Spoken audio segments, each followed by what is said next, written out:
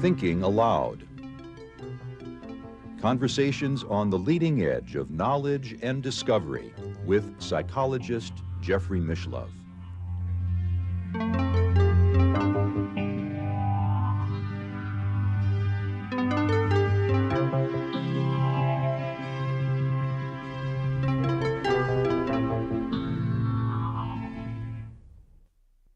Hello and welcome. I'm Jeffrey Mishlove.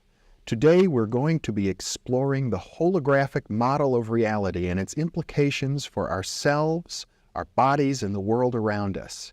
With me today is Michael Talbot, author of several books including Mysticism and the New Physics, Beyond the Quantum, Your Past Lives, and most recently, The Holographic Universe, as well as 3 novels. Welcome, Michael. Thank you, Jeffrey. It's a pleasure to be with you. Nice to be with you. You know, one of the things that you point out in the holographic universe is that this is a model that's been around now for a few decades, but Right. it's really beginning to show its power in explaining many, many areas of personal experience and science. At the same time, can we talk a little bit about how the model developed? Sure. It was developed by two men, University of London physicist named David Bohm, who was a former protege of Einstein, and a Stanford University neurophysiologist named Carl Pribram. And they worked independently. Pribram was studying memory and found that there's evidence that the brain operates holographically. And Bohm was studying subatomic physics and found that on the subatomic level, the fabric of reality seems to possess properties that are reminiscent of a hologram. Mm-hmm. So if you put those two ideas together, that our brain seems to be holographic and the universe is holographic, it suggests that maybe it's compelling evidence that the universe may be a kind of hologram, not that it's literally a hologram, but that it's a good metaphor or way of understanding the universe. Now, when you say it's holographic, what do we mean, really? That, in a nutshell, that reality may be more plastic and changeable like an image than a solid construct, a sort of sticks and stones world. It has a couple of other implications, one of which is that a hologram has an unusual property. If you take a piece of photographic film that has a holographic image encoded in it, that means that you cannot see the image with your naked eye. You have to reconstruct the image, you have to shine a laser through it. So if you have an image of a rose in the film, shine a laser through the rose, you'll get a three-dimensional image of the rose on the other side. You cut that film in half, shine a laser through each piece, you'll get a whole rose out of each piece, which is a very unusual property and sort of boggles the imagination at first. Cut it in 4, you get 4 roses. Cut it in 8, you get 8 roses. Mm-hmm. So if the universe is a hologram, it means, as William Blake said, that quite literally you can find the universe in a grain of sand, that every portion of the universe contains some semblance of the whole universe. That's very profound. Very.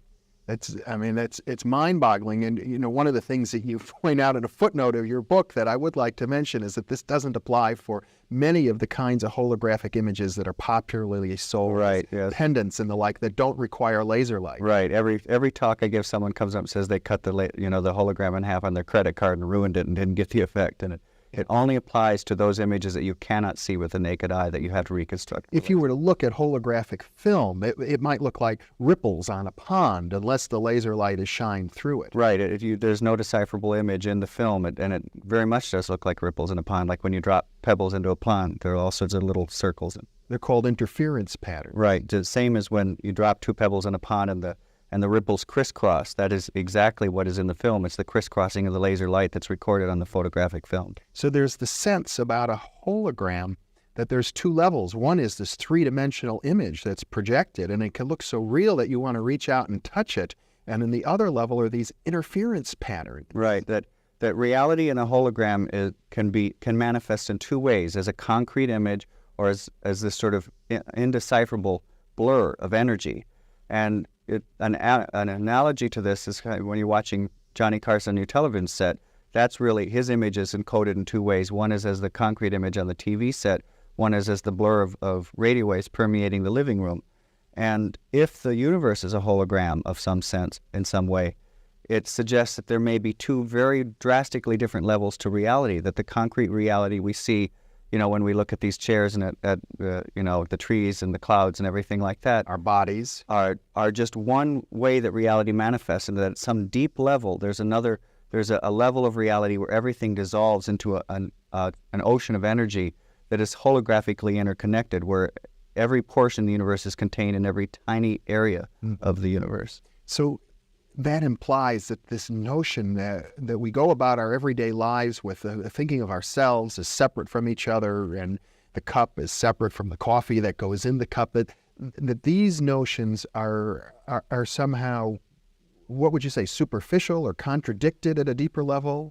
They're artificial, definitely, and Bohm really stresses this, and it's a very interesting notion because in our Western way of thinking, we're so attached to the idea that when we come up with a concept like an apple or an electron or whatever, that exists out there, and we forget, it's kind of like fish unaware of the water in which they swim, that the conceptual pigeonholes we use, words, to describe reality are phenomena inside our head. They're not out there. And most of the time, this is a philosophical quibble.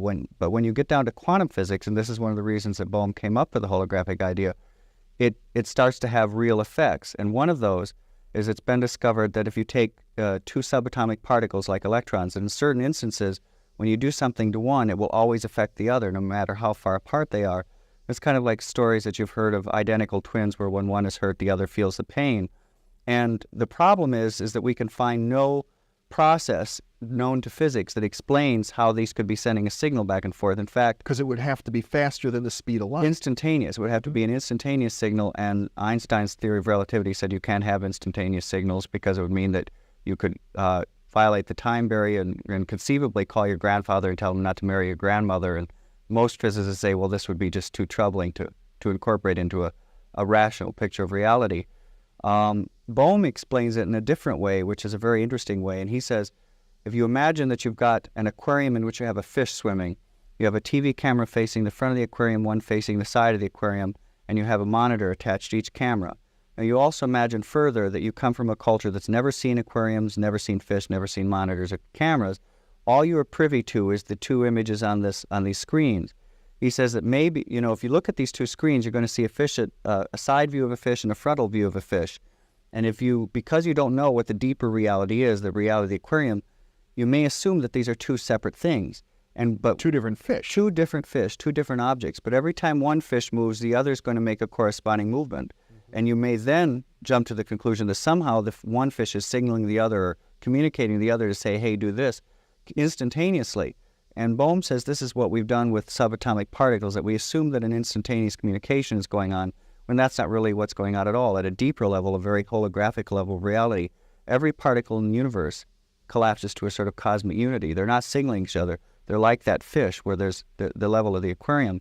And so what that means, talking about words, is that there is no separation between electrons. Furthermore, there's no separation between people. And this has all kinds of very boggling implications, one of which is that we've always tried to understand, for example, psychic phenomena, like how could I get information out of your head in my head, as some sort of signal going back and forth. But if we live in a universe that's organized holographically, you no longer have to tackle it that way. It could be that I have the entire universe and every neuron, every cell, every atom, every electron in my head, and you do also. Right. So when we can access that, we can access information that seems to be beyond our normal sensory reach. Well, I'm very interested in psychic phenomenon, and I know you've had many personal experiences, right. And I want to touch on it, but this is not a model that was developed in order to explain psychic phenomenon. I think to neuropsychologists like Carl Pribram, the fact that it happens to provide an explanation for psychic phenomena is almost a bit of an embarrassment, that he developed the holographic model because he was trying to come to terms with memory. Right. So let's talk about that. Sure. Pribram was working under a very famous neurophysiologist named Carl Lashley, and it was at a time when it was believed that memory was stored in a specific spot in the brain, and there was something called the proverbial grandmother cell, that there was literally a cell in your brain that contained the memory of your grandmother, what you knew about your grandmother. And so they did a rather gruesome series of experiments for animal lovers, but it came out with some very profound information. They took rats and they taught them how to run mazes, and then they would surgically remove various portions of the brain, Pribram and his mentor, Carl Lashley. The reasoning being that if they could remove a portion of the brain and the rat could no longer run the maze, they'd found the area of the brain where the rat's memory of the maze running ability was encoded. Now, every time they removed a different portion of the brain, they discovered that they could never remove the memory of how to run the maze. They could impair the rat's ability so it might limp through the maze, but they couldn't remove it. And really, surgeons had known this for a while, doctors had known this for a while, because when people have head injuries, they don't forget half of the alphabet or half of their family or half of a novel they read. They have global memory impairment where their entire memory may be hazy. But memories don't seem to be stored in our heads in the same way that books are stored on a shelf. And it wasn't until the 60s when Pribram encountered the holographic model that says that the whole is contained in every part that he said, aha, this may be what's going on in the brain. Specifically, because a hologram is made out of interference patterns, the hologram that you see, that we talked about earlier is made out of the interference pattern of laser light, but it can be made out of the interference patterns of any kind of energy, electromagnetic energy, electricity, X-rays even. And so Pribram said, since our synapses are constantly giving off electrical impulses, these are like proverbial pebbles dropping into the sort of electromagnetic pool of our brain. They're sending out ripples that are constantly crisscrossing. And he believes that's what the brain hologram, that's how we think and how we remember is through that hologram inside the head. It would apply in another sense, too, because if you take a hologram image and cut it in half or in quarters or in tenths, each time you reduce it in size, the image becomes fuzzier and fuzzier, even though the whole image is there, just the way memory would seem to be. And it becomes fuzzier when you have portions of the brain removed. Yeah. Correct. Pribram then also noticed that the same principle applied for visual information processing. Well, yes, it's very interesting. He did not make the discovery, but he came upon the research done by other investigators. And that is another very interesting thing. As you know, Mother Nature uses all kinds of mathematical languages. When we go to understand physical phenomena, we generally find that there's some sort of mathematical underpinning to whatever the phenomena is. There are uncountable mathematical languages. It turns out that the mathematical language involved in the making of a hologram is a system of mathematics developed by a Frenchman named Fourier. They're called Fourier transforms. Well, it also turns out that our brain uses Fourier transforms to translate visual information. This is a very unusual state of affairs. It's kind of like discovering Eskimos speaking Spanish. It's not proof that the brain is a hologram, but it's suggestive that the brain is a hologram. And it turns out, in fact, all of our senses appear to rely on sort of Fourier transforms, that they all seem to use the same mathematics. So again, here's evidence that the brain uses the same mathematics to decipher the sensory world as are involved in the making of a hologram, which is, as I say, not proof, but compelling evidence that something is going on there. Well, what this seems to suggest is a new way of looking at consciousness itself. Very much so, yeah. It's an interesting thing. I have to say that I differ a little with Pribram, because Pribram thinks that the brain, as I said, that it's the electrical interference patterns of the brain. It is a brain hologram. I'm kind of a mystic because, at a young age, I had an out-of-body experience where I left my body, and it became quite apparent to me while I was having this experience that I was thinking, but my brain was back in my body, which I could see in my bed. I knew it wasn't just a dream because I floated out over the ground outside my family's house, and I saw a book lying on the ground, and it was a book by the French short story writer Guy de Maupassant. And the next day, a neighbor said, by the way, Michael, I lost a library book by Guy de Maupassant. Have you seen it? And I thought, well, I floated over it last. I didn't tell the neighbor that, but there was the book. And I was always I'm still very scientifically oriented. I want to understand the world in scientific terms. But it was really the first time that I sort of had to confront, the difference between my spiritual beliefs that we can survive, our bodily death, and this deeply held scientific belief of mine that it's the brain that's doing the thinking. And I realized I had a kind of epiphany where I thought it isn't the brain that's doing the thinking. So I am not entirely certain that it's just the electromagnetic interference patterns that is the brain hologram, because those obviously would perish when the brain perishes. I think there might be some subtler level, some subtler energy that we haven't discovered with our technology that's involved in this also. Well, Bohm's model is irrelevant and interesting at this point because he's not dealing with the universe as a hologram made out of electromagnetic interference patterns. He's looking at quantum wave potentials, which are at a much deeper level. And I must say, I've heard Pribram discuss it much the same way. They're quantum wave potentials in the brain itself, which is a much more deeply embedded level of energy and matter than the electromagnetic level. Right. Bohm, it's a funny thing in science. The great physicist Hermann Bondi called it the lure of completeness, that we tend, when we find some sort of outermost perimeter to what we can measure, we assume there's nothing beyond it. And I refer to it It's kind of like in ancient times when we only knew a certain portion of the world, people always seem to say beyond the edge of the map there be monsters, that there was nothing there. And the same thing is going on in physics, that we have, with our technology, reached down to a certain level in reality, and it's a common prejudice among many physicists that beyond that level, there's nothing exists. There be monsters. There's just a void. And it's an interesting thing that we, as I say, we have to have this lure of completeness. We have to feel that our knowledge of the universe is all that exists in the universe. Bowman, I think, is very wisely is one of the few physicists who comes out and kind of says the emperor has no clothes, says what rational basis to it? It's just prejudice that we assume nothing exists beyond this level of reality. Mm-hmm. And he feels that there are all kinds of domains of reality beyond this level, this microscopic level, and he theorizes that there may be untold, uncountable, subtler energies in these levels. The quantum potential is one. It's a theorized field that has not been measured or discovered with science, but Bohm feels there's evidence to posit its existence. And it's now rather well accepted, I understand, it among quantum physicists. I wouldn't say that. No, it's pretty controversial, and the reason it's controversial is because the standard explanation of quantum physics has decided that this lure of completeness, that there's nothing beyond.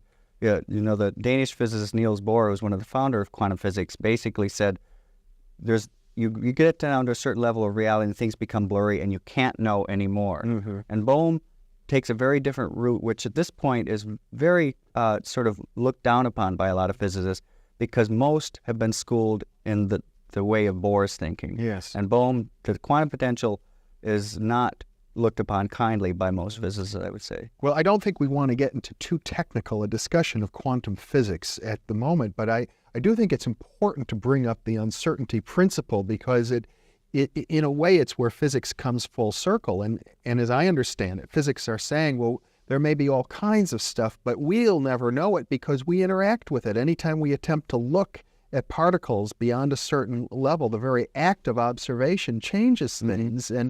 And that brings us to a point where we realize that the distinction between subject and object breaks down. Right. But physicists get very funny about it. They get kind of schizophrenic because they'll openly admit that subject and object breaks down there. But they say that somehow this has no effect in the real world. Uh-huh. This does not translate from the microscopic level to our level, although there is a sort of creeping evidence in the scientific world that it does translate into our level. One obvious example, I think, that it translates into our level is that helium cannot be frozen solid. You can freeze hydrogen solid, you can freeze, carbon dioxide solid, but helium, for helium to become its atoms to align in a solid form would violate the uncertainty principle, and nature doesn't seem to allow that. Mm-hmm. So you can't, no matter how cold helium gets, it remains a liquid. That, to me, if you can have a beaker full of liquid helium, and that exists at our level of existence, and it's a sort of manifestation of the uncertainty principle, and it's where it's sort of slipped over into our world. There are other things going on right now where there's a device called a squid, which is a sort of electrical coil in which it looks like we may be able to demonstrate that the current, if you say which direction is the current going in the coil, it's going both directions at once, which is kind of an impossibility, but to simultaneously do that too is a quantum phenomenon, that these two realities are overlapping. So I think we will cross that barrier. Well, I must admit, Michael, I'm not sure that I totally grasp the implications of those examples, but the examples I would like to focus on that do seem more relevant are the ones that suggest the enormous ability of the mind to affect systems in the body, the placebo effect, the work with the healing and visualization. Mm-hmm. Well, this gets away from Bowman into Pribram, but it's equally interesting with equally profound implications. Pribram, as I said, says that we're thinking with holograms inside our head, and that out there exists something that's more akin to the radio waves in the room from which your TV gets the image. So in essence, we're kind of conscious TV sets, and what we think is reality when we look out here is really just the image on the TV set inside our mind, but doesn't exist out there. And Pribram says this is why there's all kinds of evidence that we seem to respond more to the models of reality in our head than out there. In the holographic universe, I give an example of a psychologist who did a study where he took soldiers and marched them all the same distance, but he told some they marched Like he'd march them all 30 miles or 20 miles, but told some they marched 10, some they marched 20, some they marched 30. But they all marched the same distance. At the end, he took physiological readings and discovered that physiologically they responded not to the actual mileage that they had marched, but to what they had been told, the model of reality that they assumed they had, the reality in their heads. And in medicine, people have used this application of the holographic idea that we respond to the model of reality, say this may be why we respond more to the placebos, to fake drugs. There's a very famous example of a fellow who had lymphatic cancer, tumors the size of oranges all throughout his body. His doctor basically thought he had about 3 days left to live. The fellow heard about a new drug called crebiozin and said, "You've got to give this to me." And the doctor said, "Well, frankly, I don't think you have long to live, and this drug takes several weeks to take effect." The man implored him, and the doctor gave in sort of as an act of pity. He gave the man crebiozin, and 3 days later, the man's tumors melted, as the doctor put it, like snowballs in a hot stove, completely gone out of his body, faster than the strongest radiation treatment could have melted them away. The man is up or around, walking around his hospital room, resumes his normal life, seems to be completely cancer-free. Several months down the line, he reads an article saying crebiozin isn't that effective. Boom, boom, boom, all his tumors come back. He's back in the hospital. The doctor starts to realize that maybe it wasn't the drug that cured the man, but the man's belief. So he lies to the man and he says, "Those articles are wrong. Crebiozin is effective, and in fact, I've got an even more potent version of it." He injects just salt water into the man's veins. Again, the man's tumors melt away. He resumes his normal life. Unfortunately, many months down the line, he reads final studies on crebiozin saying it's completely ineffective. Boom, boom, boom, his tumors come back and he dies. Mm-hmm. But the bottom line is somehow this man had the ability to access some deep level of healing himself. It wasn't the drug, because salt water worked just as well as this alleged drug. And so again, here's an instance where he responded to the model of reality in his head, this deep belief that this drug would heal him, even though he wasn't even receiving the drug at a certain point in his treatment. And his body responded in kind. And that, to me, is the most exciting aspect of the holographic idea. And there are countless examples of it. There's a study of a new chemotherapy in England where they took a group of cancer patients. Half the patients they gave the drug, half the patients they gave a placebo, a fake. No one knew who was receiving the real drug or not. They told all the patients, this is a very toxic drug, may cause you to lose your hair. 30% of the people receiving just the fake lost their hair. And when I first heard this, I immediately thought, oh my gosh, about every donut that I'd ever eaten in my life, and thought, oh, this is really bad for me. That I may be responding to the model of reality more than the nutritional aspects of the donut. Mm-hmm.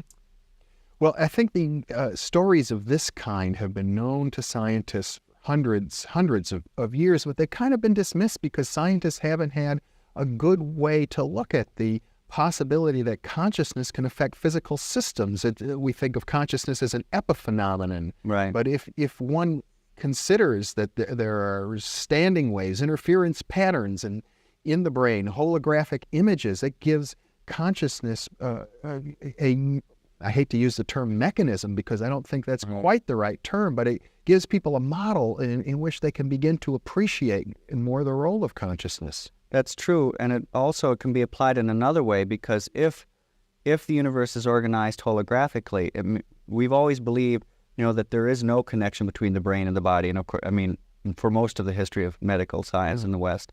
In the past couple of decades, we're starting to say there's a connection, and we're sorting out certain pathways, the neuropeptide systems, that sort of thing.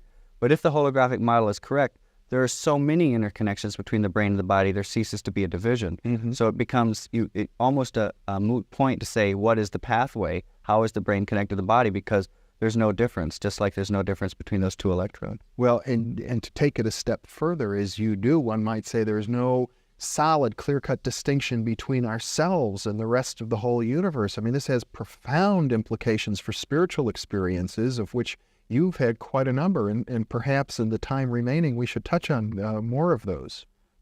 Yeah, very much so. As I said, I've always been very interested in science, but I also grew up with a lot of very unusual experiences, not the least of which is that I grew up in a house with a poltergeist haunting.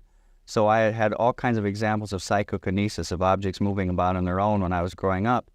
And it really was a strange in the sense that for me it was normal, and I had to learn that it was abnormal, and rather painful learning. And as I grew up, and my friends would find it very strange that these things would occur. And one of the things that Bohm says, because Bohm addresses the topic of psychokinesis, is again, we don't, we may be mistaken to try to approach psychokinesis by saying what energy is leaving the brain to move the object, because as Bohm says, there's no division. Psychokinesis means mind over matter. Right, moving the objects was just the power of thought alone. That we are as connected to that object as borderless, we're a continuum with the object as the patterns in a carpet.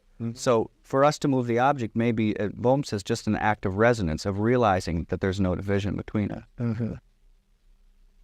And can we talk for a moment about the issue of life after death, or spiritual experiences of other realities?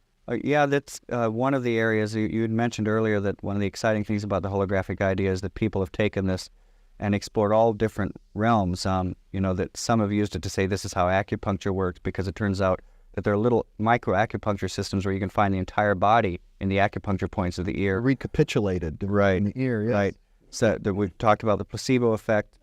Some have said that the holographic idea applies in near-death experiences. One of these individuals is Kenneth Ring, who is at the University of Connecticut, studies near-death experiences. And it's interesting because in report after report of people who have been declared clinically dead, go to some apparent other level of reality and then come back, they refer to this other level of reality with terms like frequency and energy and even hologram, that it's a more plastic level of reality where thought seems to create things instantly. There are instances of people having near-death experiences where they think they're hungry and instantly food appears.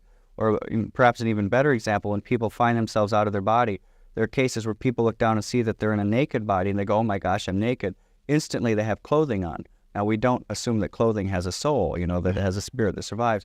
So somehow it appears that the mind can sort of pull out of this ocean of frequency a hologram of clothing. And this is what Ken Ring says, is that we're entering deeper into the hologram when we have near-death experiences, when we leave our bodies. So there's so many different areas that have kind of been at the fringes of our understanding that we can now begin to look at with new eyes. Michael Talbot, it's been a pleasure to have you with me. And for those of you watching, you may be interested in knowing that this discussion will be part of a Thinking Aloud Inner Work videotape available along with an additional hour of discussion going deeper into these questions with Michael Talbot. Michael, thanks so much for being with me. My pleasure, Jeffrey. And thank you for being with us.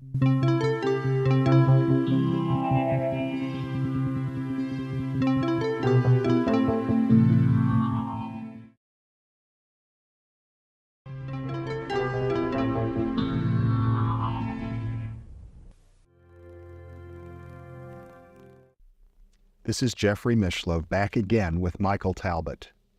Michael, now might be a good opportunity to talk in greater depth about some of your own personal experiences. I think maybe building on what you had discussed earlier regarding your childhood experiences with poltergeists. And let's discuss for you personally how the holographic model has helped you to understand these things. Okay, well, it's interesting. I was asked recently, when did you really start writing the holographic universe? And I started writing it years before I heard of the holographic model, because the model of reality that's in the book that is implied by the holographic idea is the model of reality that I had arrived at because of my experiences. I'd had a lot of firsthand encounters with the plasticity of reality. A recent one is a good example of just how extraordinary some of these plastic events have been. I have a little jade Buddha on my desk that my mother gave me, and it is set in gold, and she came to visit, and I think it's significant that this was a time in my life I was going through a rather rough period and basically in need of having some reassurance that miracles were possible in the universe. And when she saw the jade Buddha sitting on my desk, she said, oh, I remember giving you this, and she picked it up, and I stood by her as we watched it, and as we looked down at the Buddha, there was a little explosion of red light, and a sphere of red light expanded out from the Buddha. Mm-hmm. And after it was gone, a red stone had appeared in the Buddha's head. And I don't know if it was a ruby or a rhinestone. I've been kind of afraid to have it tested. I don't know how I'd respond if it had been a miraculous rhinestone appearance.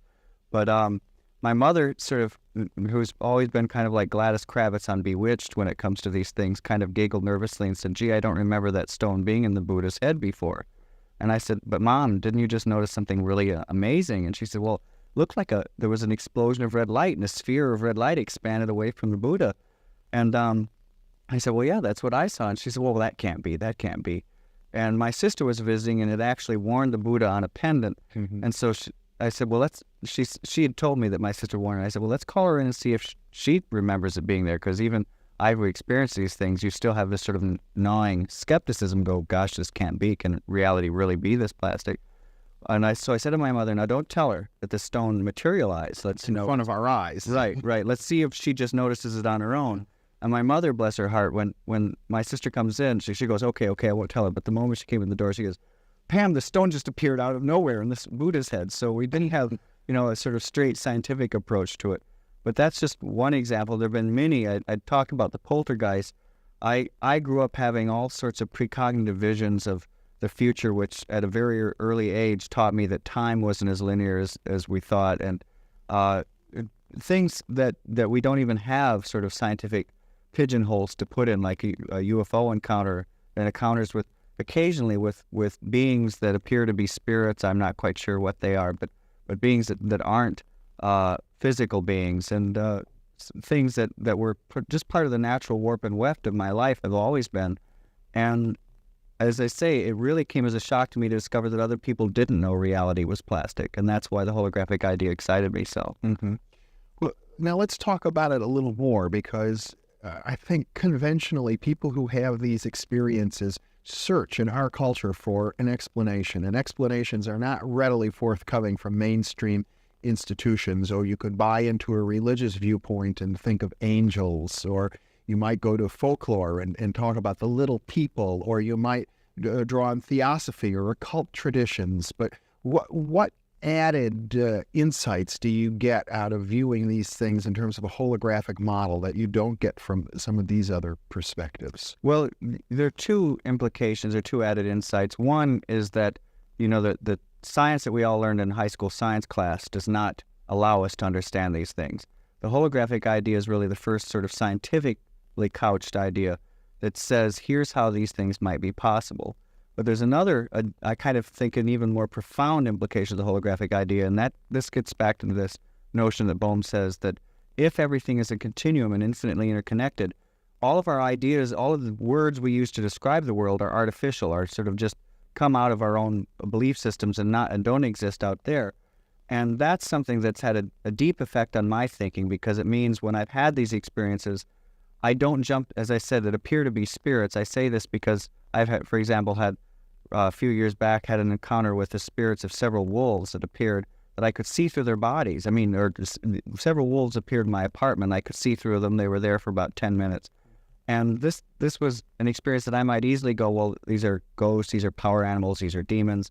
But I hold my judgment open. I don't know what they are, but I know that these things are possible. And I think it's important not to jump to conclusions, because we may miss the larger picture. Most people might think I'm going crazy. Well, I don't anymore. I mean, I never seriously thought I was going crazy, because I'm very emotionally healthy, mentally healthy. And these things have always been positive in my life, have always assisted me, and they've always been a good thing, helped me survive. And those people who don't know, there were many years when I didn't tell people I had these experiences, and no one thought I was crazy. And, they might have had I told them the experiences, but the rest of my life has always been, I'm a very sort of ordinary person, except for those things.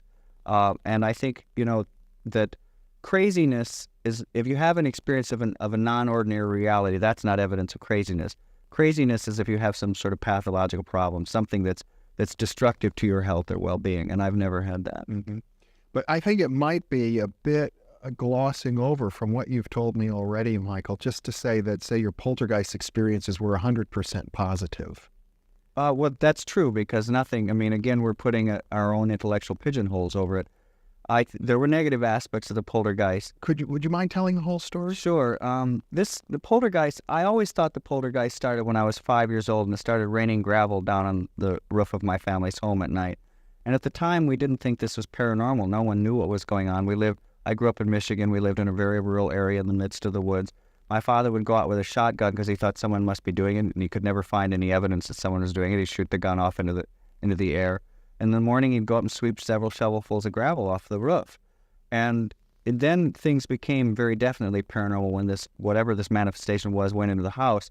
One of its favorite things to do was to throw the vacuum cleaner around, you didn't always see it. Most often you didn't. My mother, if she were vacuuming and turned the vacuum cleaner off and left it in one corner of the room and would leave the room, you'd hear it clash and go back to the room and be in the opposite side of the room. Occasionally you would see things. I saw on one occasion a glass all of a sudden just came swooping through the room from no apparent source. The windows were closed. There was no one there who could have thrown it. The poltergeist was also thought of throwing, strangely enough, pieces of drift glass and broken beer bottles or pop bottles they find worn smooth on the beach.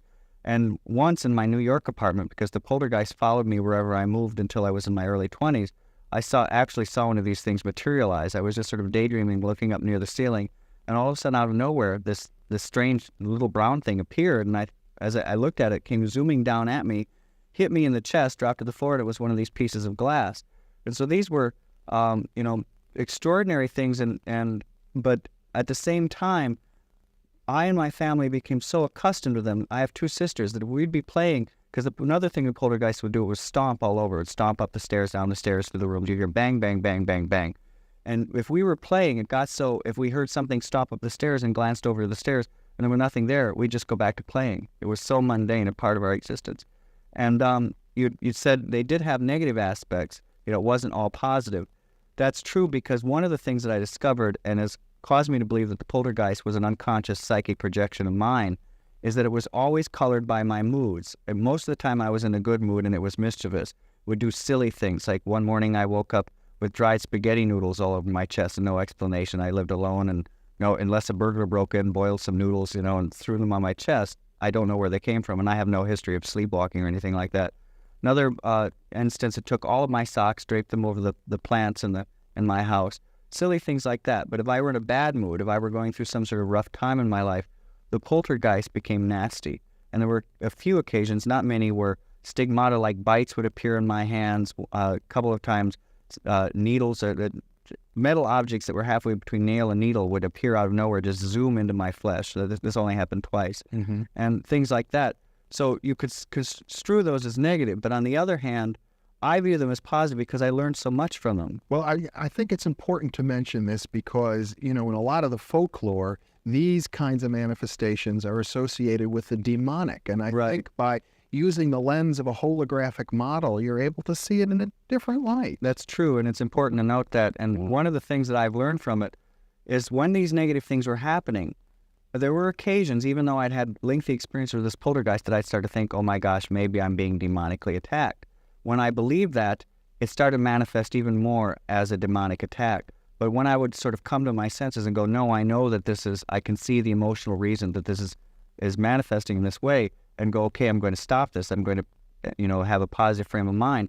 All the negative stuff would stop. I always had control, but if I relinquished that control and allowed my beliefs to go into some interpretation, it's a demon, it's a this, it's a that, then it would get me. Mm-hmm. And there was another instance where when I lived in my New York apartment, where I was playing piano at night. I had the lights off. I was playing in the dark, and I live on the ground floor.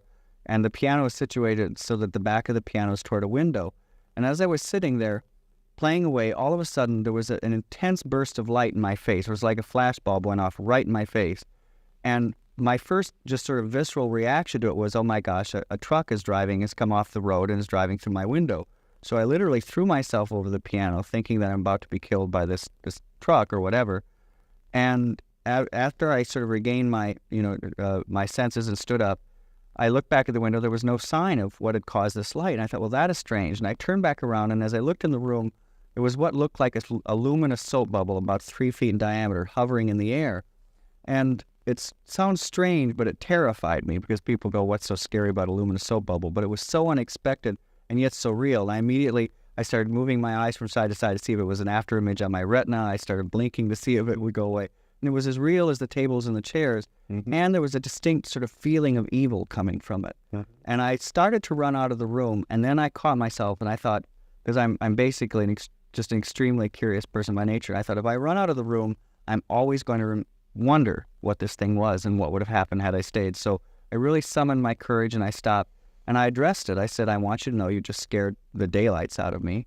But I want to know why you're here and what you are. And when I said this bubble, which is hovering in the air, backed up. And somehow I knew that the fact that it had backed up, that it had wanted to scare me, and it had backed up. Now, this bubble appearing had been presaged by a number of very negative poltergeist phenomena, a couple of the bites that occurred at that time in this. I didn't know what was going on. The bubble after was only there for maybe a minute or two, but it seemed like an eternity at the time. Then the bubble left the room, hit a door, and sort of burst in sparkles and was gone. But distinctly negative I knew it was a negative presence. A couple of days later, a friend called me, and I had not told her about the experience or anything. And she said, "Michael, I have a letter that I think you should read." And it turned out I had just moved to New York from Michigan. I'd attended Michigan State University. And there was a group of people there that were really only acquaintances of mine. They weren't that important in my life, but they were into black magic. And somehow they had fancied, which was totally their fantasy, not mine, that I was some sort of magician and that I was attacking them. And so they were doing group meditations and casting spells to get me. Counter magic. Right. And I had not even thought of these people. But what that taught me is that I realized that, because I still think I was in part feeding this phenomena with my own psychic energy, is that I was not shielding myself. Because what happened when I learned this, while it was going on, I was so interested, I allowed it to happen because I wanted to see where it was going. I wondered what the bubble was. I didn't say, okay, get out of my reality. But as soon as I found out what they were doing, I said, okay, all of this stops now. And just through an act of will, said, this will not go this direction. And as soon as I put forth that act of will, all of these things, the negativity ceased, and the poltergeist resumed its harmless aspects. And what that taught me is that, I'm sometimes asked, do you think people can cast spells or can exert an outward influence to you? And I think that our will is always, it's what our will determines. But you also have to be conscious. You have to sort of shield yourself. And I have learned that I have to have developed a strong belief that I'm protected, so that my unconscious doesn't believe that I'm not protected and allow these things to occur. And when you do that, you are protected. So your sense is that these various events are taking place at another level of reality that's related to the holographic model. I do. I think that they're not just hallucinations, and I say that because I've had equally extraordinary experiences where there have been other people present and seen the same things. But what's interesting is, again, as the holographic model says, there's no division between the brain, our thoughts, and the world out there, is that they always have some sort of psychological correlation with what's going on in my life. I can look at them and I can go, the reason this is negative is because these people were casting spells. And there have been event after event after event, or the reason the poltergeist is negative is because I'm going through a bad period emotionally. And I've discovered that they are psychological exteriorizations that become real. And I say that because, as I say, I don't believe they're hallucinations because other people have witnessed them with me. And the only explanation in my mind is that our thoughts do project into reality on occasion, do bleed through from the subjective to the objective. Now, I want to explore with you more carefully the nature of the poltergeist entities themselves and these other realities. And I think a good way to approach that would be to step back for a minute and talk a little bit about what is life, what constitutes a living being.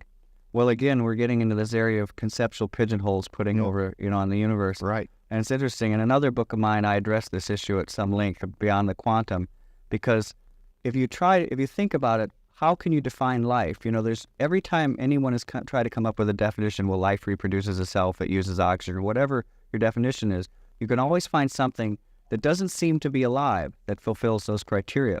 My 6th grade science class, my teacher gave a list of things that categories or qualities that she said, this typifies a living thing. And it occurred to me that fire fulfilled all those qualities. And I said, excuse me, does that mean fire is alive? She said, well, no, obviously not. And I said, well, how does this, mesh with your definition? And this was addressed a few years back in a book called Life Beyond Earth by a physicist named Gerald Feinberg and a biochemist named Robert Shapiro, where they try to come up with a definition of life. And in a strange kind of way, they arrived at a definition that in my mind says that everything is alive. They don't quite interpret it that way, but they said life is, the more ordered a phenomena is, the more that you can assume it's alive. But again, order, how do we recognize order? Order is something that we recognize with our heads. And in quantum physics, there's, like Bohm, for example, says that electrons appear to be alive, and he's not alone. There are a number of physicists who think that every portion of the universe is alive. And I think I've come to believe that every small fragment of the universe possesses some life, that it is a manifestation of life, of some kind of consciousness, not a human consciousness, but some kind of consciousness. And you can't draw a distinct border between what is alive and what is not. I might just mention parenthetically that one of the best works I'm aware of in this regard is Arthur Young's book, The Reflexive Universe, in which he discusses the amazing qualities of a photon that seem to exhibit consciousness. Particles seem to make decisions in unique ways. You can shoot an electron at a barrier. If you throw a pebble at a window, it either hits the window and bounces off, or it hits the window and breaks through. You shoot an electron at a barrier, it can do all kinds of things. It can hit, bounce off, it can stop just before the window, dematerialize, materialize on the other side. It can stop just before the window and reverse its direction. And these, you cannot take any electron and predict what it will do, just like you cannot take any human being and with absolute certainty predict what it will do, which is, there's a sort of uncertainty principle in life, and I think it's this quantum indeterminacy that everything possesses, living and what we formerly called non-living. So as these holographic patterns, these interference patterns come together, they form like standing waves in a sense, and these holographic standing waves can manifest in different ways. I mean, your experiences are quite unusual. I doubt if many viewers will have the kinds of experiences that you have, and yet I think they're very important for us all to know about, because they represent things that are kind of on the fringes of our own experience in different ways. And what you're suggesting is that there's a kind of, I don't know the right word, and of course you pointed out the problems with words, but a quasi-lifelike quality to these poltergeists that it doesn't quite fit, the old occult models. Like, I don't know. No, they represent, Carl Jung said that our complexes, the sort of belief systems or the agendas that manifest in our consciousness are quasi-independent, that they take on a life of their own, and yet they're a projection of our consciousness. Not a projection, but a manifestation of our consciousness. And to me, the poltergeist was like a complex. It was like one of these semi-autonomous things, but it wasn't only inside my psyche any longer. It manifested, it exteriorized. And I think, you look, there's so many phenomena like this that we try to interpret it as objective. The UFO phenomenon is a classic example where it just doesn't seem to fit a purely objective explanation. There are thousands and thousands of UFO experiences every year. Many of them take a very absurd form, and it just doesn't seem possible that we could be visited by thousands and thousands of extraterrestrials behaving so absurdly all the time. And yet the evidence is very substantive that there's something going on.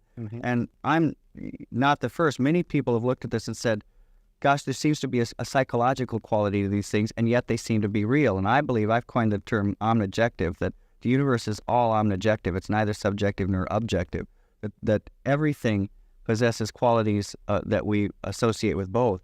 And the UFO phenomenon, if you look at it, it can almost, I believe, can be interpreted like a dream, that there are metaphors and symbols, that it speaks in the language, what Erich Fromm called the forgotten language, the language of the psyche, this symbolic language of the dreams.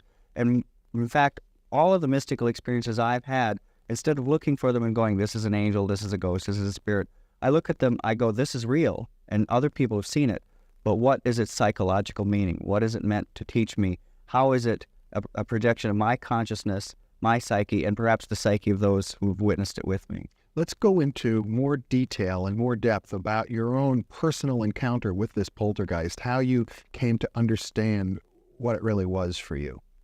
Well, I don't know how I came to understand. I always just sort of knew it was a projection of mine. I mean, when I was a very small child, I didn't, because you don't have the intellectual savvy of an adult. But as I grew older, it was just so obvious to me that it was such a direct reflection of my interior landscape, of what was going on in my psyche, that I automatically assumed it was. And it came as a shock to me when I started reading about poltergeist that people didn't just accept that matter of factly, that of course it is one of the standard explanations is that it's a projection.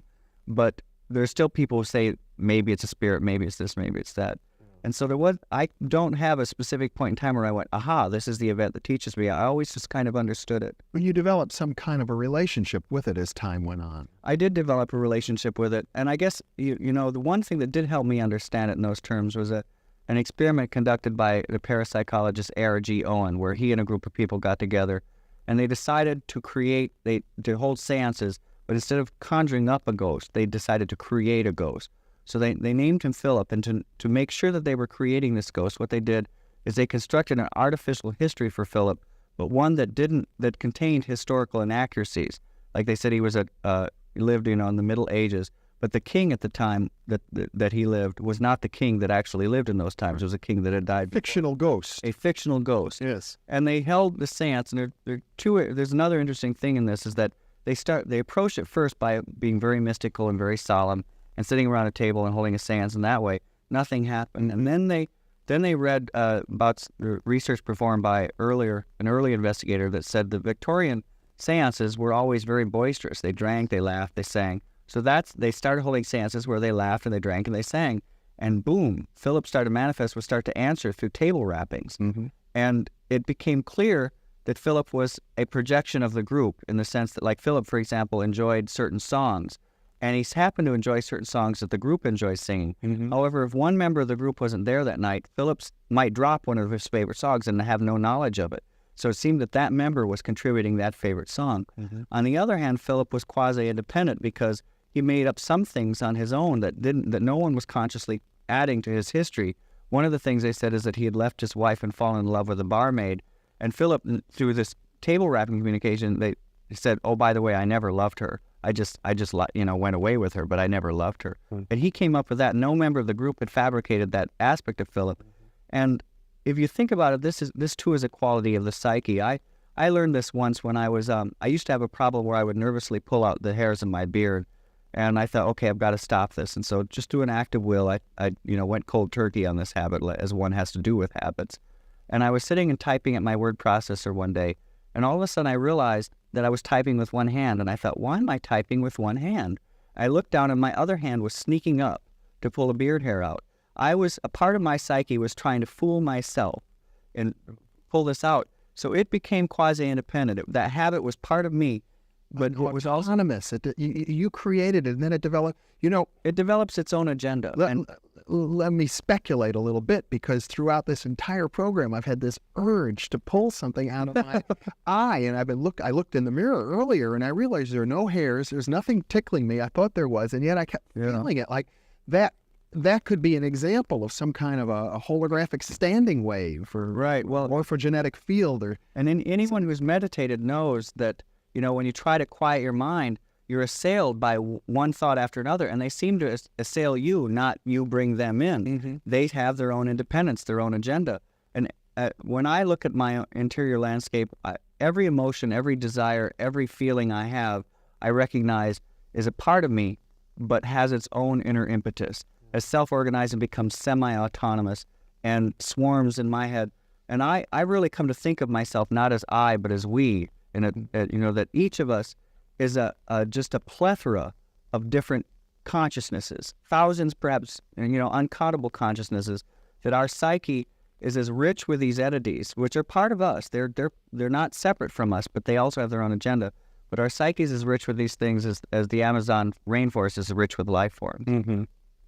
One of the interesting points that you made in an earlier discussion is that many of these phenomena, although they're quite real and they have an autonomous reality after we ourselves have created them, but they might not necessarily be meaningful. They might be striking in a sense, but lead nowhere. Right. Well, I think synchronicities fall in that category.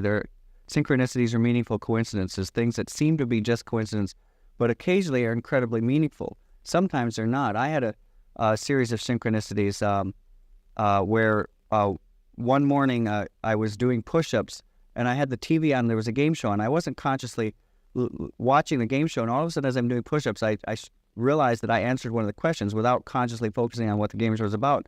And I said, "Who was Buffalo Bill?" And it was Jeopardy, and the game show, the question had been, William Cody, Buffalo Bill's other name. And I didn't think anything of it. And later that day a friend called me up and he said, if anyone knows the answer to this question, maybe you do, but we're having an argument here, and my friend's an actor, and he said, "Were John Barrymore's dying words, 'Aren't you the illegitimate son of Buffalo Bill?' to a stagehand that he's collapsed."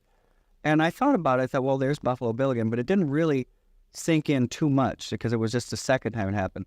Later that day when the mail came, I got a Smithsonian magazine, and I opened it up, and the article I opened it up to was Buffalo Bill is alive and he's coming back. And so there was boom, boom, boom, Buffalo Bill 3 times in a row.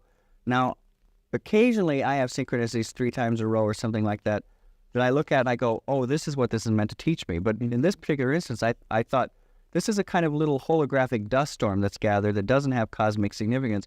And I really sort of frown on people that every event in their life, they go, this is meaningful, I've got it. What is God telling me because the chair fell here or what? Sometimes they're meaningful. Sometimes they have profound meaning.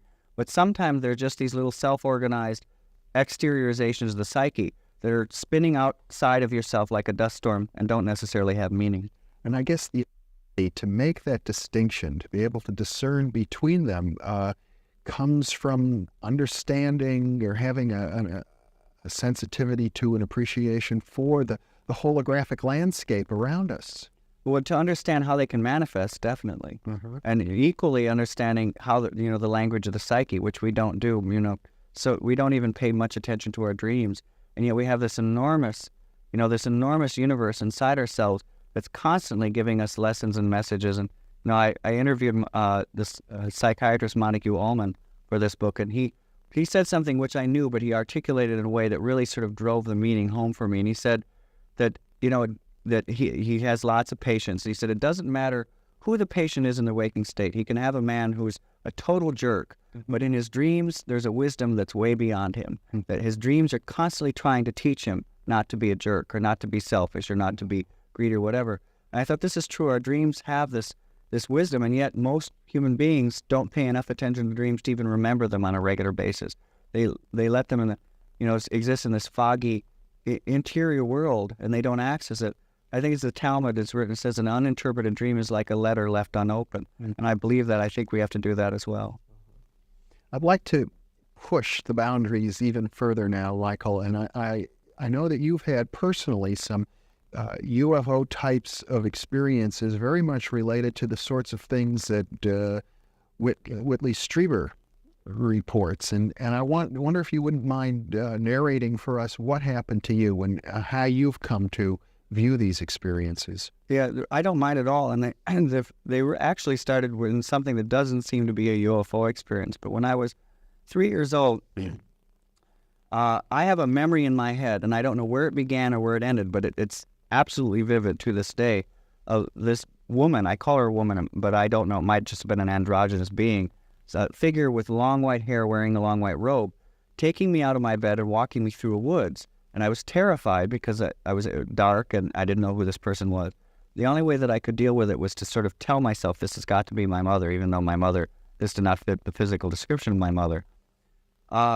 We got to the shore of a lake, and this entity said to me, "Are you afraid, Michael?" And I said, "Yes, I'm very afraid." And it said, "Then hold your hand palm upward toward the moon." I did that, and it said, "Now close your hand," very slowly. And as I did that, I felt a softness in my hand, a palpable softness, like when you hold your hand outside a car window and feel the wind. But there was no wind blowing through my hand. And this being said, "Do you feel that?" And I said, "Yes." And she said, "Then," or it said, or he said, "Then I want you to remember, Michael, whatever happened in your life, don't ever be afraid, because for you the darkness is soft." And it was a very comforting message. And then a couple of years later, I said it, I told my mother about it, and she didn't quite know what, said no, being took you out or whatever. Mm-hmm. And, again, when you're a child, you don't process these things intellectually. You just accept the world in a sort of magical way. How old would you say you were? I think it was about 3 when this occurred. Mm-hmm. And when I was 5, my father and a friend saw a UFO come down in the woods near where my family's house was. And it was then obscured by the trees, but out of the trees came 2 figures. First, a man in a black business suit carrying an attaché case, which was completely absurd. And at the time, we did not know that this is a common motif in UFO lore, that in UFO experiences, they're called the men in black. Of course, they don't make sense if they're extraterrestrials, unless they're like, extraterrestrial Amway salesmen or whatever. But so they were just, completely nonplussed by this experience. Then out of the woods came this figure with long white hair and a long white robe. And the man in the business suit vanished, walked off into the thicket and was gone. But the figure with the long white hair and the long white robe stopped in a cornfield and stood there. My father and his friend became very frightened, drove back because my mother, myself, and my father's friend's wife were camping out less than a mile from where this had occurred. They came back and they got us in the car and they said, "This amazing thing happened." They told us the story, drove us up. And when I looked at this being, I thought, "Oh, it's her." I always called her the woman in white. It's the woman in white. But again, as a child, you don't necessarily even mention these things. I didn't say, "Oh, by the way, that's her," to my parents. My father wanted to go see this this being talk to it and say, what are you? Why are you here? My mother said, no, no, no. And finally, we watched it for about 10 minutes and finally drove away, not knowing quite what to do since everyone was too afraid to approach it. The next day, my father went back with a neighbor who taught astronomy at the local Grand Rapids Junior College. And they looked for the landing site of this thing that had come out, which looked like a green ball of light and came zooming out of the air. They couldn't find the landing site, but they did find the footprints of this being in this white robe, and they looked like little skis. They were pointed and very narrow, and they went back into the woods. They took photographs of the footprints with my father's hand next to him for size comparison. Unfortunately, the photographs have been misplaced, but there are lots of people who had seen them at the time. Mm-hmm. And that experience, after that occurred, is when the poltergeist phenomenon manifested in the house. And it's become known now in UFO phenomena that poltergeist hauntings often follow UFO sightings. And this is further evidence that UFOs aren't just a purely objective phenomena. They seem to blow some sort of psychic doorway open in people when strange things start happening. And with me, I believe it blew some sort of gasket open that allowed this psychokinetic essence or energy to come out. And when I look at this and try to interpret it in terms of, as I say, extraterrestrials, it just doesn't make sense. I believe that, I don't quite know what it is, but I believe the universe has many, many levels of reality. I think UFOs are non-physical.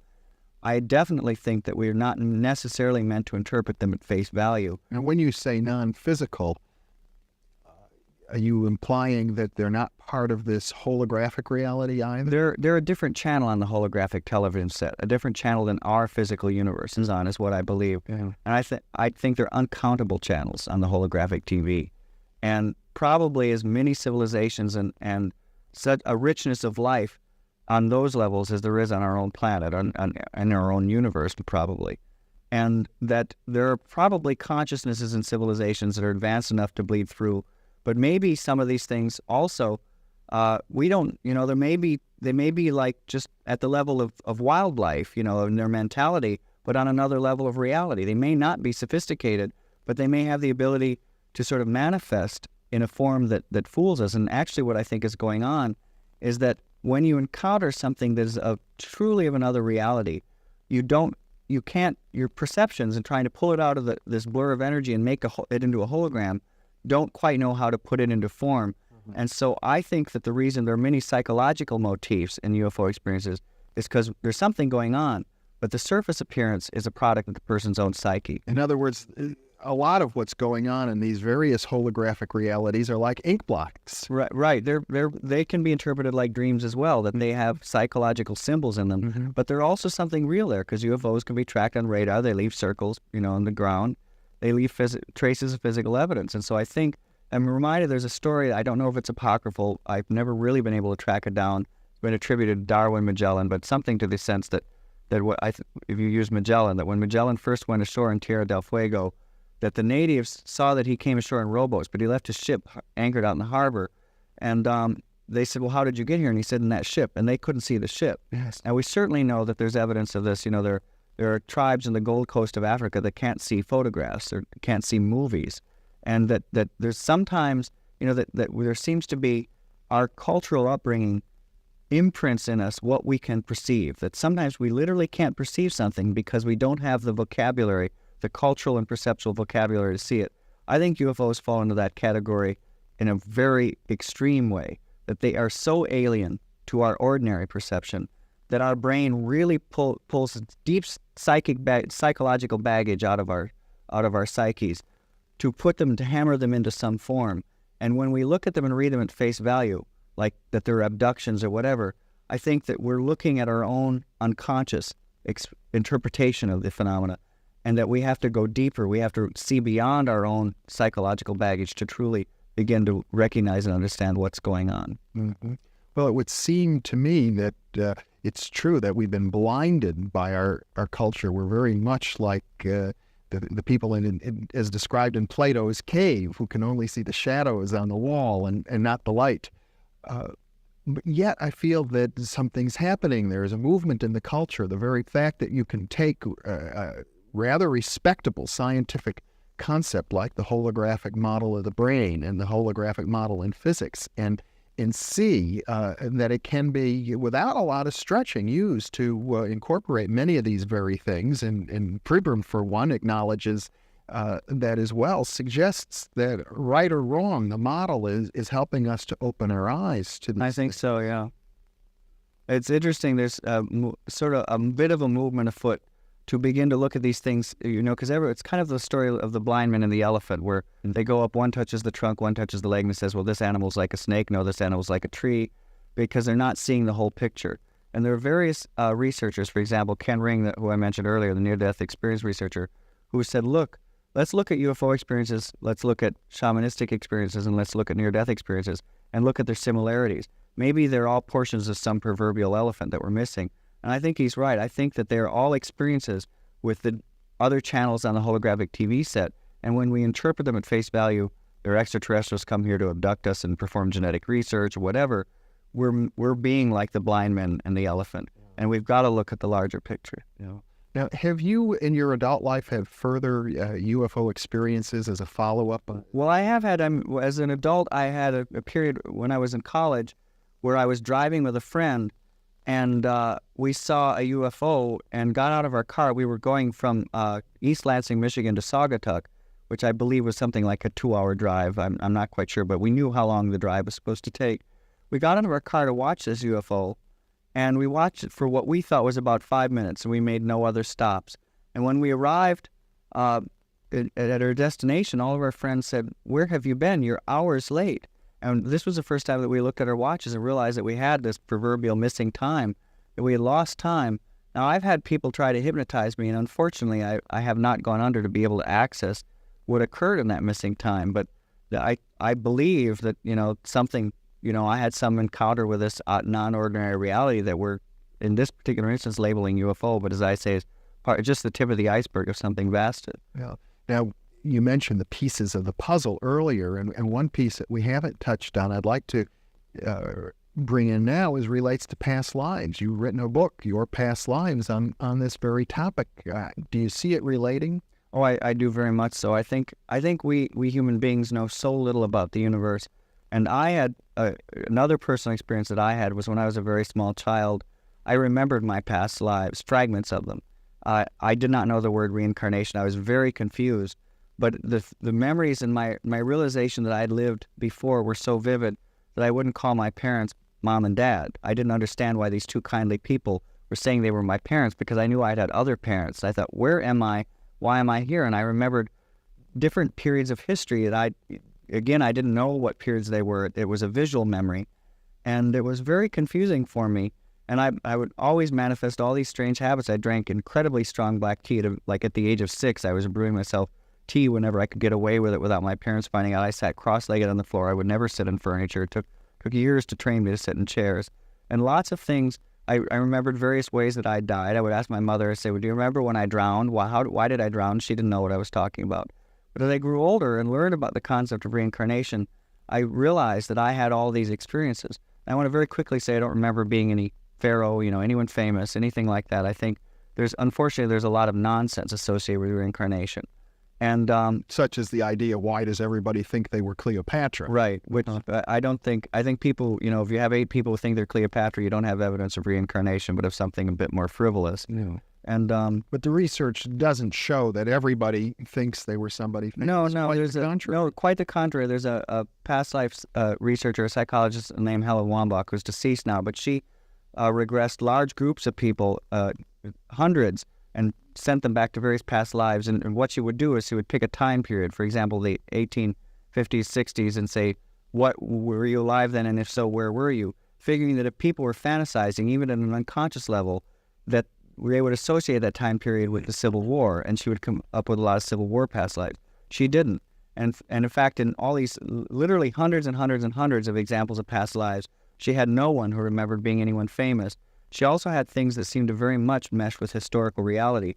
Only 10% of the past lives that her subjects had lived were lived as aristocratic lives or in lives of luxury. Mm-hmm. The other 90% were grueling as peasants, as laborers, eking out, hunter-gatherers, that sort of thing. And some very interesting historical pieces of information came out. Like she'd started to discover that at various time periods, people described forks as having like at one point people said forks had 2 prongs, then they had 3, then they had 4, and this is a very obscure historical fact, but that is the progression of the fork. So there are things like that, but as I say, no famous people, and it did seem to reflect historical reality, not fantasy, because who would fantasize being a peasant or a laborer, you know? Well, now we've talked about past lives, we've talked about poltergeists, we've talked about UFOs, and we've talked about the holographic model in science. How do you integrate these? Well, I think they're all part of the same reality, that we live in a spiritual universe, that I very much believe that our soul lives many, many lives and goes through these things. And I think at this point in our development that we have manifested in the physical because we don't have a consciousness that's developed enough to deal with reality with its full grandeur and plasticity. That for us it would be very frightening if there weren't solid rules, if everything started to slip and slide. But I think as your soul goes along, it starts to learn to deal with more than this reality, with other levels on the holographic television set. And when you start to open those doorways, that's when reality, the plasticity of reality, starts to seep in. But then you go through a sort of shamanistic rite of passage, because you've got to go through, most people go, put an interpretation on it. They go, oh, this is an angel, or this is, a demon, or a UFO abduction. And if you do that, you're missing the basic lesson of shamanism, which is that everything that you experience in the non-ordinary reality of the shaman has psychological meaning for you, that you are entering a level of reality that responds so directly to your thoughts that your every thought helps what manifests. And in that instance, you can't ask what is there, but why have I created what is there? And I think that's the lesson that our souls are learning as we evolve. In other words, one might say that these various so-called paranormal experiences are what my friend and mentor Arthur Young would call, oh, wow, kinds of experiences. They serve another purpose, and it's not an obvious purpose necessarily, but perhaps ultimately it's to push us somehow into a higher state of consciousness, to force us to try and understand the deeper meaning. I agree with that, and they're a natural manifestation of the evolution of consciousness. As your soul evolves, you start to open up the plastic levels of reality, and these things start to enter. And that in itself teaches you, that it may not necessarily be that the universe is saying, here, I'm giving you this to teach you, but you are manifesting what you have to learn about yourself. And just as we manifest moods and beliefs that we have to learn about if we're to deal with them properly. These are things that manifest in a very profound and paranormal way, but are still Rorschachs, as you said, are ink blots of who and what we are as souls. You speak in your book, The Holographic Universe, of higher states of consciousness, or sort of the evolutionary force of all of this. I wonder if we can go into that now. Well, I think, as I said, I think that we are evolving as consciousnesses, as souls, and I think that eventually we can move on to other levels of reality, non-physical levels. There are other channels, what I've been calling other channels on the cosmic TV set, the holographic TV set. And I think that to deal with those channels, that we are really just infants. The human race, we tend to think of ourselves as very advanced, but we're really like, one of the metaphors that I use is we're like babies sitting at the control panel of a jumbo jet. Our soul is infinite and has infinite capability. But for us to learn how to access those things, we are at the moment babies at the control panels, just flipping switches and occasionally causing profound things to trip into our reality, but not quite understanding them and certainly not controlling them. Not seeing that the real evidence, for example, of a synchronicity is that our psyche does have reverberations in the world out there. And if that's the case, how do we begin to really look at how to manifest things, not just simple coincidences, but positive things in our life, and control our thoughts enough that we don't manifest bugaboos and demons and things like that. Because we are like the sorcerer's apprentice. We have to learn to deal with this ability, and that's why it opens up slowly, because before you can deal with it, you don't want those gateways blown open. And it would seem, I think, that many of the great mystics and spiritual teachers have offered roadmaps or guidelines for entering into these higher states that allow them to integrate all of these phenomena without getting swept away or getting romantic about them, but to see them in a a kind of larger perspective. Yeah, I think you're right. And it's interesting to me that the one common thread that goes through all these roadmaps is that these other levels of reality are reached through the inner universe, through the head. By going into that inner universe, that's where the vastness of the true universe exists. And in our culture, we think that what's inside our head is less real than what's out there. I believe that what's inside our head is more real than the consensus reality. We just haven't accessed the level that shows us how profound and magical that interior reality is, most of us. Mystics have.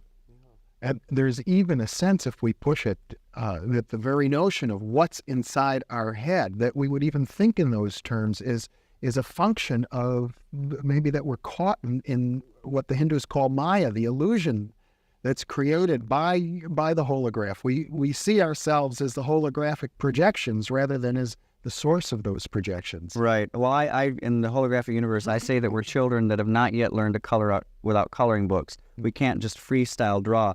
And that's why we're locked in this apparently solid, substantive reality, because for most of us, our consciousness is at a point where if we were thrust into a level of reality where we could instantly manifest as real anything that we thought about, we don't control our thoughts and our emotions enough to manifest only good things. We'd start to worry about, something and manifest that. And so for most of us to access those levels of reality would be kind of like being on a very bad LSD trip. And that's why we're growing. But at a certain point, we won't need the comforting borders and boundaries of Maya, of this physical universe. At a certain point, we'll learn how to move beyond. Well, and that sounds like something of the story that you went through in coming to terms with the poltergeist experience. Yeah, in all of my experiences. I mean, every one of them has taught me, as I say, not only about the universe, but more importantly about myself and what I have to deal with. Because I think the most spiritual thing a person can do is sometimes people say to me, gosh, I wish I had your experiences.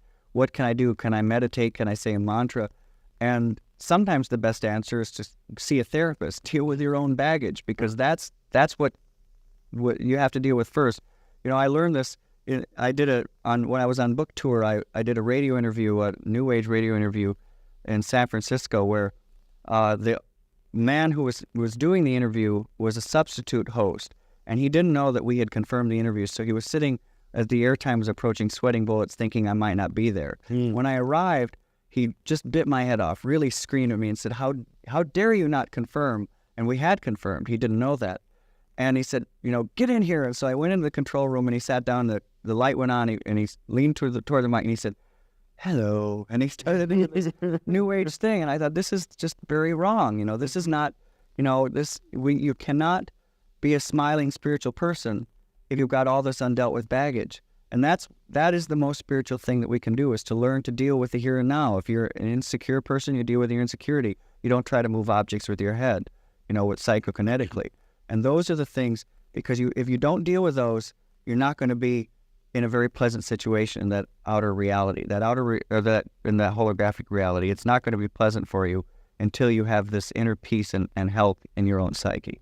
Well, what you're suggesting here is something, I think, more profound than just a simple platitude or a moral truth. What I think, if I can read into what you're saying, it has implications for science. It seems that for the scientific community to be able to come to terms with the many things that we've been talking about and to understand the full realization of possible through the holographic model and other comparable models that are being developed now, it's going to require a level of personal development on the part of those scientists. Very much so. Just won't be able to get it. I'm constantly astounded, reading about some of the individuals, the men who worked on the atomic bomb, and they're asked, well, didn't you ever think of the implications? They go, frankly, no. That's, why? What has happened to us that we can develop something that a brilliant mind can develop an atomic bomb without thinking of the implications? And that's because we don't look at the larger picture. They had their nose to the grind, so to speak. They were so interested in the physics of it, they didn't think of what the implications were. And clearly our world is in desperate straits because we've done this over and over again. We've gone off in one direction or another with just one value parameter, without, this will help us get energy, but it might destroy the ozone layer or whatever. We don't put these spiritual values or become conscious beings before we start wielding these things. And And that's, again, that's why we seem to be like infants sitting at the control panel of a jumbo jet. We've got to learn about what's inside to be able to control this control panel before we start flicking switches.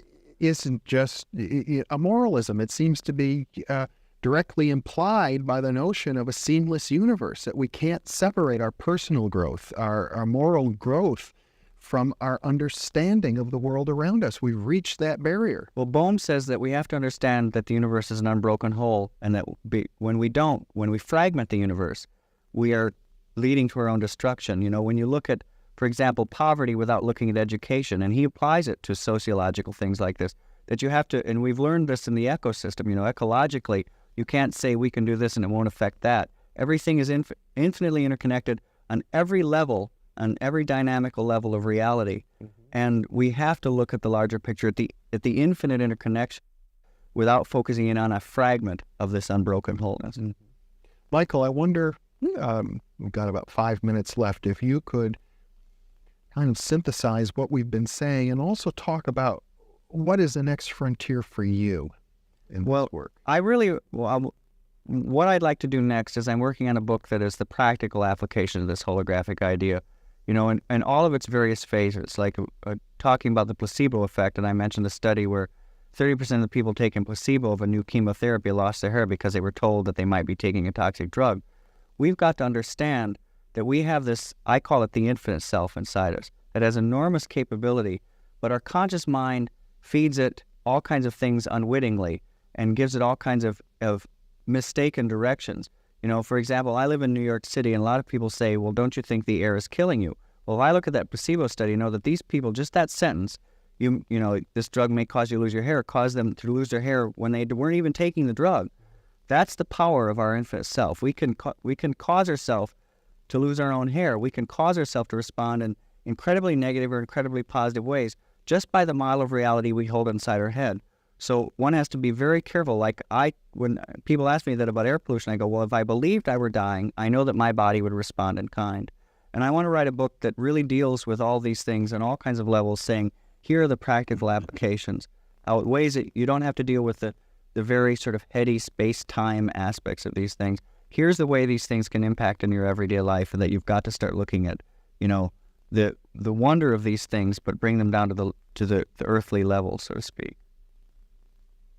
I'm kind of puzzled by that, because you use the term the infinite self, and it almost seems to me there's a little catch in there. Like, if you believe you're going to die from air pollution, or now we have all these messages on cigarettes and on alcohol, drink this and you'll get birth defects, right, or other problems, and we think we're doing a good thing, and it suggests that we might want to re-examine some of that. But if we think in terms of the infinite self, maybe it's okay to learn the hard way.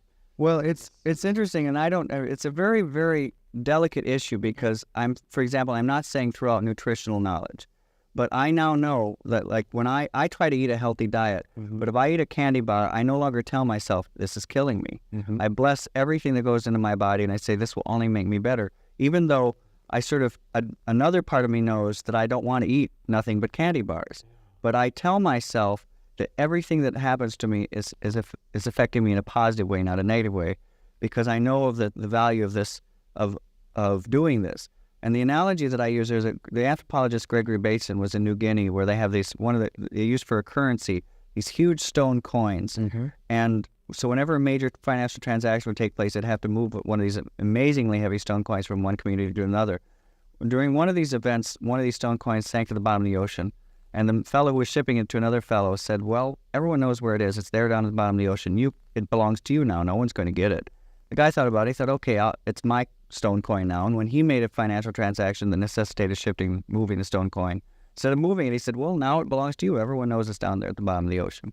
And I think that's what we've got to do with belief systems. They continue to use the same mode of currency, but without carrying the weight of the stone coin.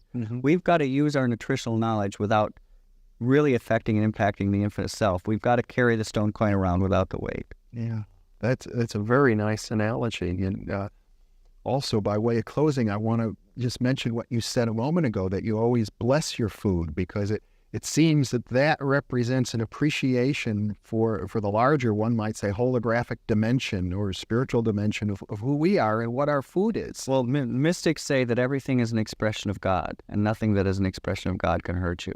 And I think that's the ultimate message, that we have to look at everything as so interconnected that we can only look at the positive aspects, even though a part of us may sort of implicitly recognize the negative aspects, but we can't put a charge on them because that activates our own belief systems, the placebo effect, a whole range of things that start to create the hologram in that way. Michael Talbot, that's a wonderful note to close on. Thank you so much for being with me. Thank you.